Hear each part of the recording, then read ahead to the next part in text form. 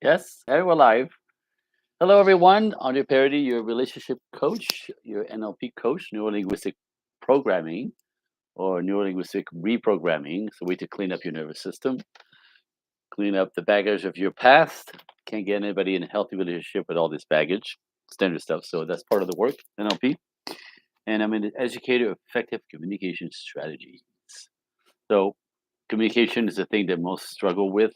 Biggest one is men and women actually communicate completely different. Sounds ridiculous, but we speak and listen to each other completely differently, and that leads to all kinds of mess in love dynamic with your family, with the coworkers, with your boss, masculine and feminine.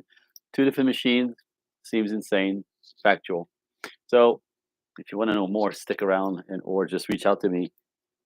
This information is fascinating and essential, absolutely essential in the realm of dancing relationships, right? Dancing together in a relationship. So, questions here today. So, I'm just going to, like I said, I'm going to keep doing these lives to give you little tidbits of the stuff that comes at me on a regular basis from my clients. And so, one of the questions at one point was, what are the key components of a healthy relationships? And I narrow it down to two major. There's many, many factors. Obviously, there's temperament, personality, background, trauma, or lack thereof, or carrying trauma, belief system, all that stuff. But at the core, uh, men and women have streaks in them, right? Masculine men tend to do this if you say that to them. Feminine women, masculine women, right? So there's streaks. So allow me the generalization to come together here so we can have this conversation. Otherwise, we can't. There's always an exception. That's not what I'm talking about. It's the norm. The norm. So in the dance of relationship, men and women, the two factors that are key component to understand is the difference between love and respect. We all want love and respect, right? We all want to be loved and cherished and respected. So everybody wants the same thing. However, it occurs backwards between men and women. Interesting, huh? So, in a simple manner, I'm just going to put it this way, ladies, you know this. If you don't feel cherished by a man, if you don't feel loved and cherished by a man, you can't respect him. You can't like him. You can't don't feel safe with them. You can't respect them. If you don't feel safe and cherished, you can't respect a man, right? So on the other side, for men, get this: if a man doesn't feel respected by his lady, by his woman in his relationship, he can't love or cherish her. Let me say it again: if a man doesn't feel respected, he will not. He will never be able to cherish and love you. He will feel like he's fighting with you, right? Disrespectful to his own masculinity. So with both want both, they occur backwards. So ladies, in essence, I'm saying, unless you respect a man, he will never show up, respect you, and want to take care of you. He actually cannot fall in love with you if you don't. He doesn't feel respected. He cannot fall in love with you if he feels disrespected.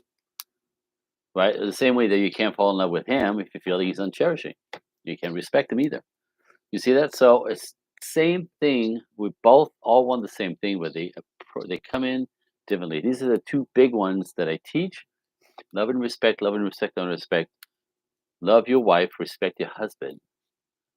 Is the natural cocktail. This is the way that it goes. Because get this: when you respect a man, he actually feels cherished, and when he feels cherished, he will cherish the hell out of you. When you feel cherished, you can respect him.